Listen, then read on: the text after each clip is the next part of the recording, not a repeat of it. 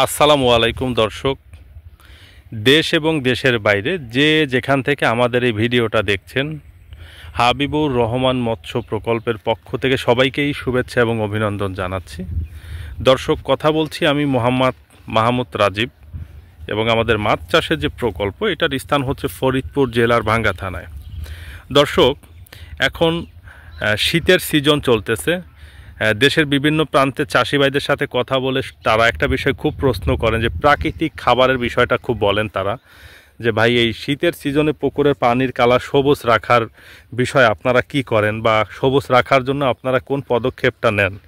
তো দর্শক, এখন আসলে শীতের সময় সাধারণত যেই সব পুকুরগুলোর পরিবেশ অনেক ভালো থাকে, যেমন আমাদের এই পুকুরগুলো দেখেন কোনো গাছপালা নাই, অতিরিক্ত কোনো বাজে জৈব পদার্থ টাইপের কিছু এই পুকুরগুলোতে পড়ে না। হ্যাঁ, পরিবেশ ভালো থাকার কারণে এবং মাছের একটা ভালো ডেনসিটি থাকার কারণে যেটা হয় যে দেখেন, একটু খেয়াল করে আমাদের পুকুরের পানিগুলাও কিন্তু সাদা সাদা হয়ে গিয়েছে।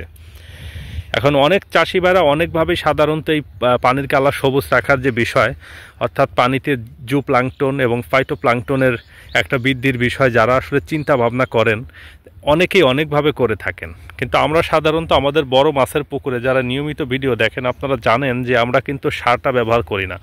পোনা মাছের পুকুরে আমরা সার ব্যবহার করি। পোনা মাছের পুকুরে আসলে কম বেশি যদি সার ব্যবহার না করা হয় তাহলে পোনা মাছ ওইভাবে গ্রোথ হয় না, কারণ পোনা মাছের প্রচুর খাবারের দরকার হয়। আর বড় মাছের পুকুরগুলোতে সার ব্যবহার না করার কারণ হচ্ছে বড় মাছকে তো আমরা প্রচুর ফিড খেতে দেই, কিন্তু আমরা সার দিলে মাছের যে একটা টেস্টের বিষয়, এটাতে খুব একটা ব্যাঘাত ঘটে।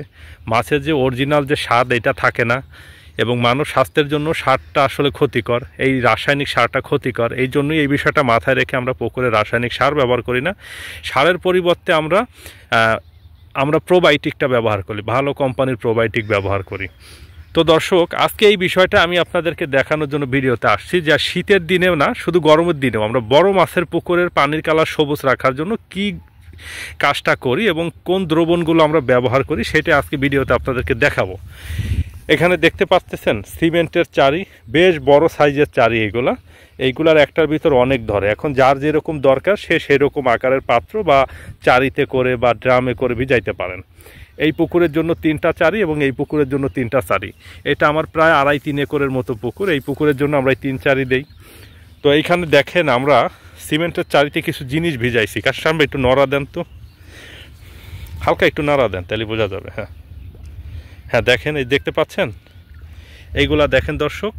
তো কি জিনিসগুলো এর ভিতর আছে এটা আমি একটু আপনাদেরকে বলে দিচ্ছি। এটা হচ্ছে আমরা প্রতি শতাংশে 10 ফিট পানির জন্য আমরা যে কাজটা করি, যদিও আমাদের এই পুকুরে এখন 13-14 ফিট পানি আছে, কিন্তু আমরা 10 ফিট পানির একটা হিসাবে আপনাদেরকে বলি। 10 ফিট পানির জন্য আমরা 100 গ্রাম দেই হচ্ছে চিটাগুড়। অরিজিনাল যে লিকুইড চিটাগুড়টা থাকে এইটাই আপনারা ব্যবহার করবেন, এটা খুব ভালো।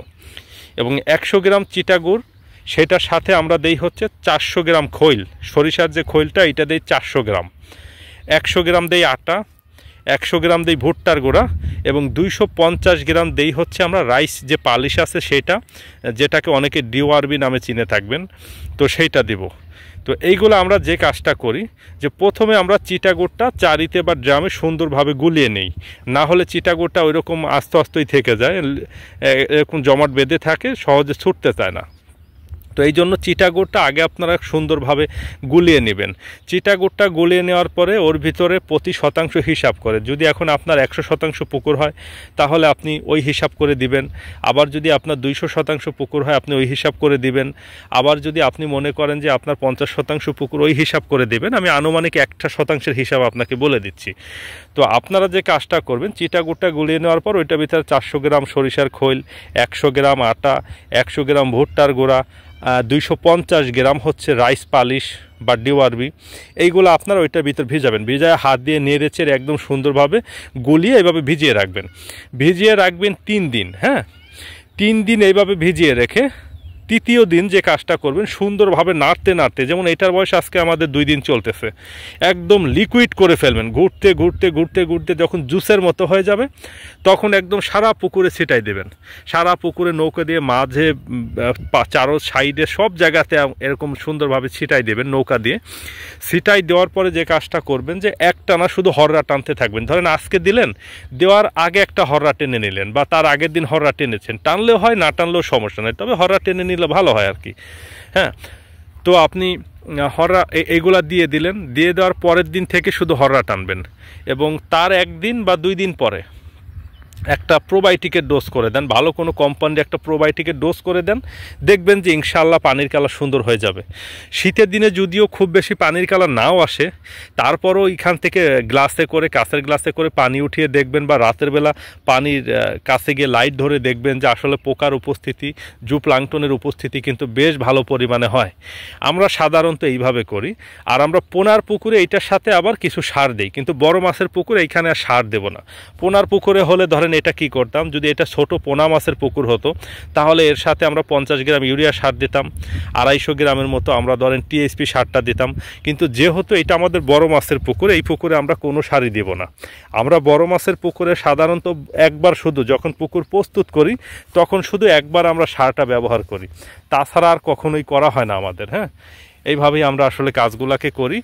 দর্শক, এর সাথে আমরা ইস্ট দেব না। হ্যাঁ, অনেক চাষি ভাইরা ইস্টটা দেন, ইস্টটা ব্যবহার করেন পুকুরে। আমরা ইস্ট ব্যবহার না করার কারণ হচ্ছে, যেই পুকুরে সাধারণত ইস্ট ব্যবহার করা হয় ওই পুকুরের মাছের টেস্ট কিছুটা হইলেও গন্ধ আসবে, এটা আসবেই।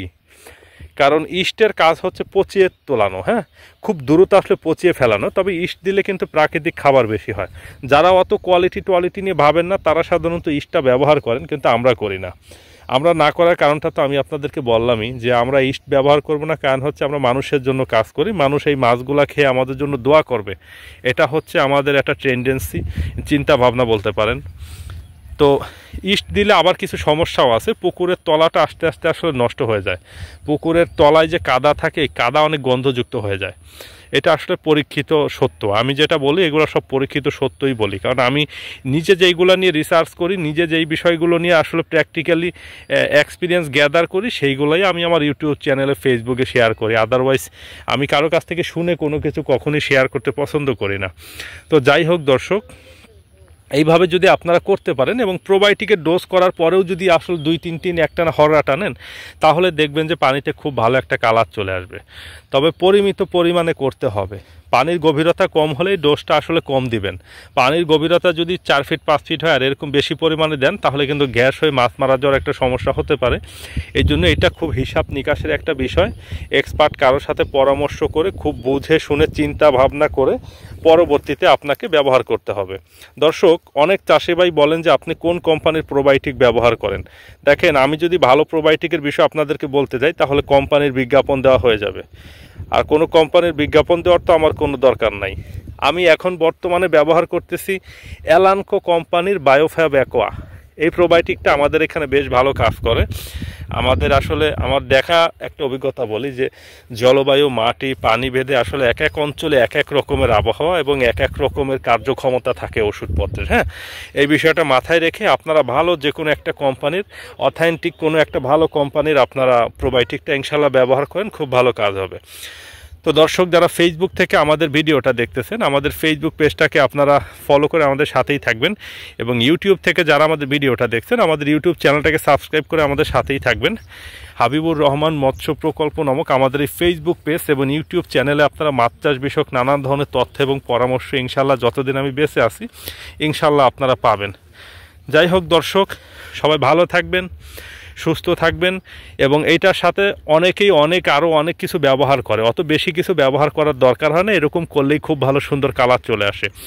আচ্ছা, আর ওই যে রাইস পালিশের যে বিষয়, অনেকে যদি চিন্তা করেন এখানে পালিশের পরিবর্তে কুড়া ব্যবহার করবেন। হ্যাঁ, কুড়া ব্যবহার করলে কিন্তু হবে না। ধানের কুড়া আর হচ্ছে ধানের পালিশ, হ্যাঁ, এই দুইটাই কিন্তু আলাদা। এই দুইটার ভিতরে কার্যক্ষমতাও আলাদা, প্রোটিনের পার্সেন্টেজও আলাদা। কুড়া কিন্তু সহজে পচবে না, এটা অনেক দিন থেকে যাবে। রাইস পালিশ কিন্তু ভিজা রাখলে একদম গলে যায়। হ্যাঁ, গলে কিন্তু একবারে লিকুইড হয়ে যায়। এটা একটা খুবই চিন্তা ভাবনার বিষয় কিন্তু। হ্যাঁ, আবার অনেকে চিটাগুড়টা ব্যবহার করবেন, পাউডার ফর্মে একটা চিটাগুড় নাকি বর্তমানে পাওয়া যায়, ওইটা ব্যবহার না করারই পরামর্শ দেবো। এটা কার্যক্ষমতা অনেক কম। হ্যাঁ, এবং অনেক চাষি ভাইকে দেখি যে ভুট্টার গুঁড়াটা পরিমাণে বেশি দেন। ভুট্টার গুঁড়াটা কিন্তু অনেক গ্যাস, এই গ্যাস জাতীয় জিনিস খুব বেশি দেওয়ার দরকার নাই। ভুট্টায় প্রোটিন আছে মোটামুটি, এইটা চিন্তা করে অল্প পরিমাণে দিলেই হয়। হ্যাঁ, আর সরিষার খোলটা আমরা এখানে অ্যাভেলেবেল পাই, এই জন্য আমরা সরিষার খোলটা ব্যবহার করি। যারা আপনারা অন্য খৈল ব্যবহার করতে চান করতে পারেন, অন্য খৈলের বিষয়ে আমার ওইরকম অভিজ্ঞতা নেই। আমাদের এলাকাতে শুধু সরিষার খৈলটাই পাওয়া যায়। রেপসিড, অয়েল কেক বা অন্যান্য যে বাদামের ইয়েগুলো খৈলগুলো, ওই টাইপের কোনো খৈল আমাদের এখানে পাওয়া যায় না। তো আমরা যেটা পাই ওইটাই আর কি ব্যবহার করি। আর সরিষার খৈলই আসলে মাছের জন্য আদর্শ। যাই হোক দর্শক, সবাই ভালো থাকবেন, সুস্থ থাকবেন। সবসময় একটা কথা মনে রাখবেন, আপনি মানুষের জন্য কাজ করেন, মানুষের দোয়া আপনার পক্ষে থাকলে আল্লাহ আপনার জন্য কাজ করবে। হ্যাঁ, তো এই বিষয়টা রেখে মানুষে ভালো খাওয়ানোর চিন্তা থেকে আসলে মাছটাকে উৎপাদন করেন, দেখবেন যে ইনশাআল্লাহ খুব ভালো প্রোডাকশন হবে। তো সবাই ভালো থাকবেন। আসসালামু আলাইকুম।